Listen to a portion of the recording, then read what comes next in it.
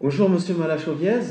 Bonjour Lionel. Merci de nous recevoir dans les locaux de la société Biactuaris, société spécialisée en recrutement d'actuaires.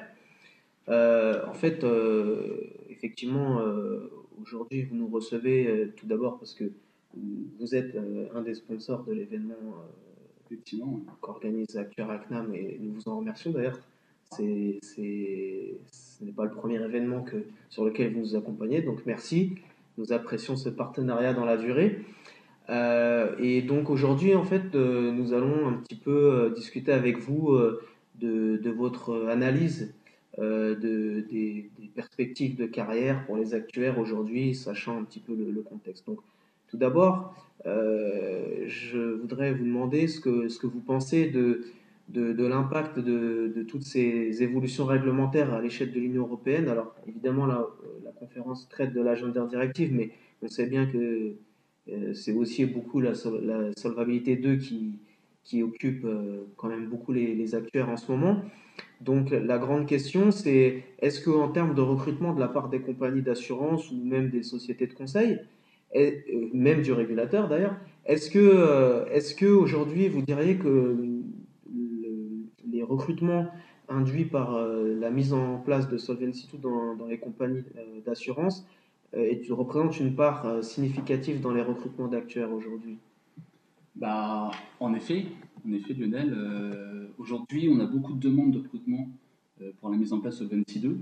On en a eu beaucoup sur la mise en place du pilier 1, que ce soit dans les formules standards ou dans les modèles internes. Aujourd'hui, le pilier 1 est en phase de finition. Donc on attaque le pilier 2, qui est un gros chantier. Parce qu'aujourd'hui, les compagnies sont en train de mettre en place des pôles de risque pour la mise en place de leur SA, des pôles ERM. Aujourd'hui, il y a beaucoup d'actuaires d'ailleurs qui se spécialisent en ERM. Il y a des certifications qui sont dédiées à cet univers. Donc effectivement, ça crée un engouement, des opportunités. Et relativement, dans toutes les compagnies, on a dans les IP, dans les mutuelles, parce qu'elles sont toutes liées à Solvency 2. Donc ça fait un grand chantier, de grosses opportunités et des nouvelles compétences qui se mettent en place sur le marché. Donc vous confirmez que c'est vraiment une bonne proportion des recrutements et que justement c'est pas seulement une question de recruter sur ce thème, c'est aussi qu'il y a des profils de compétences qui apparaissent et qui n'existaient pas jusqu'alors parfois, et donc il y a aussi une question de montée en compétences des actuaires, c'est ça? Oui, effectivement, puisque aujourd'hui, les pôles de risque, dans la plupart des compagnies, ça n'existait pas. Aujourd'hui, les compagnies, par la réglementation, sont obligées justement d'évaluer les risques, qu'ils soient internes ou externes aux compagnies. Donc, ça crée des opportunités, ça crée des nouvelles compétences. Et ce qui est intéressant, c'est que ces pôles de compétences sont relativement divers et variés.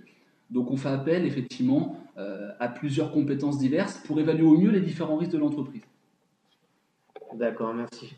Alors, justement, dans le cadre de la mise en place de cette réglementation, notamment, c'est aussi l'occasion pour les entreprises. Vous citiez par exemple les mutuelles et les IP. On sait qu'il y a de gros mouvements de consolidation dans ce secteur euh, et donc aussi des réorganisations, des changements d'organisation des services, y compris ceux qui concernent des équipes constituées d'actuaires. Alors, est-ce que vous diriez que sous cet angle aussi, ça peut donner justement de nouvelles opportunités pour des actuaires qui sauraient les saisir?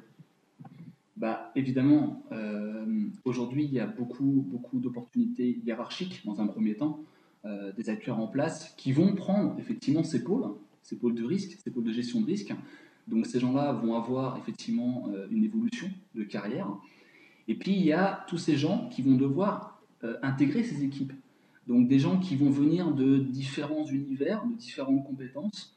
Euh, Aujourd'hui, c'est vrai que dans les risques, bah, il y a les risques financiers, les risques produits, les risques de réassurance. Et ça, un seul acteur ne peut pas les couvrir. Donc ce qui est intéressant, c'est que les équipes deviennent pluridisciplinaires.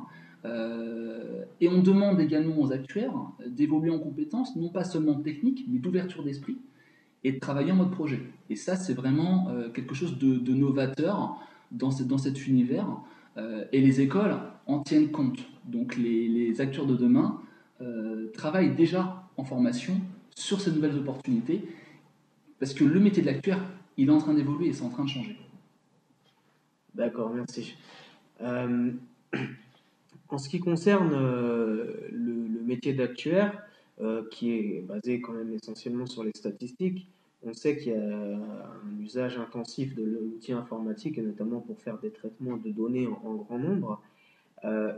Donc pour cela, il y a aussi la question des outils logiciels, où effectivement, ce sont des outils souvent assez complexes et qui demandent euh, un niveau de formation qui est quand même assez relevé. Donc au-delà des éléments de formation dont disposent les jeunes actuaires dans le cadre de l'information, est-ce que vous diriez que justement la maîtrise de tel ou tel outil, vous citiez par exemple les calculs du SR dans le pilier 1, mais on pourrait citer la MCEV ou les calculs de réassurance, etc. Est-ce que vous diriez que ça, c'est quelque chose d'important à prendre en compte pour un actuaire, notamment au début de sa carrière? Alors, surtout au début de sa carrière. Aujourd'hui, il y a des logiciels qui sont communs, qui forment un tronc commun obligatoire pour les statistiques, notamment Excel, SAS, VBA, qui sont des outils indispensables, peu importe la filière actuariale que l'étudiant ou que l'actuaire choisit.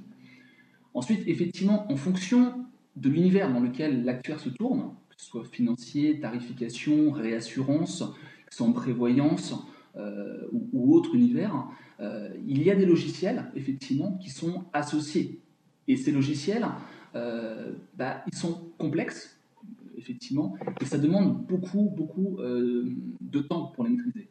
Aujourd'hui, ce qui se passe sur le marché, c'est qu'il y a des actuaires qui veulent changer d'univers par la suite et passer de l'ALM à la prévoyance.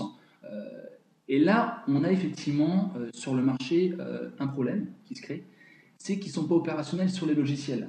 Même si, d'un point de vue théorique, ils maîtrisent les process de calcul, ils ne maîtrisent pas les logiciels.